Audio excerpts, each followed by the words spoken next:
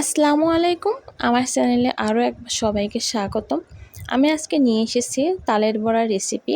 এই রেসিপিটা কিন্তু আপনারা সবাই জানেন, তাও আমি আপনাদের সঙ্গে শেয়ার করতে আসলাম এই জন্যই যে তালের বড়াটা কিন্তু বানিয়ে রাখার পর কিছুক্ষণ পর এটা শক্ত হয়ে যায়, তখন কিন্তু আমরা আর খেতে পারি না, তখন কিন্তু খেতে এতটা মজা লাগে না।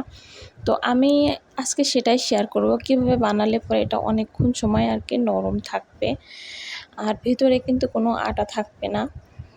তো চলুন আমি এখানে তাল ছেঁকে গোলা তৈরি করে নিয়েছিলাম, তার ভিতরে দিয়ে দিলাম চিনিটা আপনারা আপনাদের পছন্দ মতো দেবেন।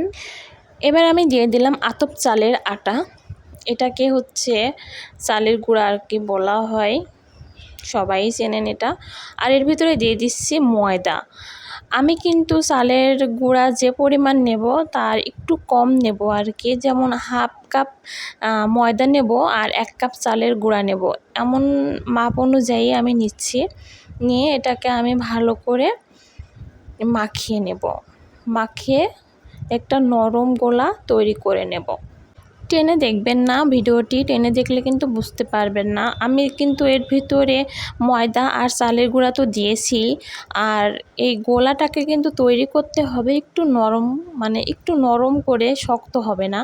শক্ত করলে কিন্তু পিঠাটা ফুলবে না। আর হালকা এই যে দেখিয়ে দিচ্ছি, এমন নরম হলে পরে পিঠাটা কিন্তু ফুলে বেলুনের মতন হবে। এবার চলুন ভেজে দেখাই।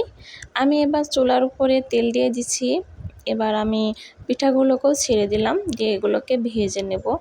দেখুন পিঠাগুলো কিন্তু ফুলে উঠেছে। নেড়ে চেড়ে একটু অল্প আছে এটাকে ভাজতে হবে, তাহলে ভিতরে কোনো ময়দা থাকবে না, নরম থাকবে না, সুন্দর মতন এগুলো ফুলে উঠবে। এভাবে তৈরি করে নিতে পারেন। এ পর্যায়ে বলে দিচ্ছি, আমার চ্যানেলে নতুন হলে পরে সাবস্ক্রাইব করে দেবেন, পাশে থাকা বেল আইকনের উপর ক্লিক করবেন, তাহলে আমার নতুন নতুন ভিডিও আপনাদের কাছে পৌঁছে যাবে। আমি এবার পিঠাগুলোকে তুলে নিচ্ছি। আমার পিঠাগুলো ভাজা হয়ে গেছে, এই যে দেখুন খুব সুন্দর কিন্তু তালের বড়া। আপনারা যদি এইভাবে তালের বড়া তৈরি করেন, চালের গুঁড়া আর সাথে একটু ময়দা দিয়ে আর গোলাটাকে একটু নরম করে যদি এভাবে ভাজেন, তাহলে কিন্তু পিঠাগুলো নরম থাকবে অনেকক্ষণ।